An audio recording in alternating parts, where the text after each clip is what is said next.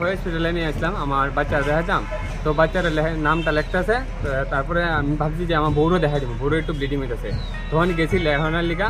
তারপরে তাই একজন স্বাস্থ্যকর্মী লেখে আর কি, তাই নাম হয়তো বা সমরজা বর্মা, তাই নিয়ে কইতেছে এখন হইতো না, এরা এখানে না, এরা আউটডোরে যাও। আউটডোরে আমি কেটে দেখাবো, আউটডোরে হারের ডাক্তার বসে, নতুন একজন কি ট্রাইবেল জানি, তাই নিয়ে আমি এখানে ম্যাডাম আছে, যেহেতু একজন মহিলার কথাটা কইতে পারবো ভালোভাবে, তাই লিখে আমি এই কারণে আমি দেখাইতে পারছি না। তো অনেক স্যার আছে, অমূল্য দেববর্মা আছে, এরপর এই আমরা দেবাই শাহ, তাই না দেখাইতে পারতাম আমি। বাচ্চার বয়স কত? বাচ্চার বয়স আছে 50 দিন। মানে মিসবিহেভিয়ার করছে না? খুব মানে খুব বলতে খুব খারাপ ব্যবহার। কিরকম খারাপ ব্যবহার করছে? ওই তো মানে নাম উল্লেখ তো না, তাই নেই দেখবো তো ম্যাডামে, তো ম্যাডামে তো আগে মানে তাই তো দ্বিতীয় তাই রিসিপ্টটা, তাই লেখতেই রাজি না নামটা। অন্যান্য স্বাস্থ্যকর্মীরা যে আসতো তারা কিছু কইছে না এরকম ব্যবহার দিয়ে? না, তারা তাই নিয়ে লোকে আসতো। এখন আপনি কি চাইতেছেন?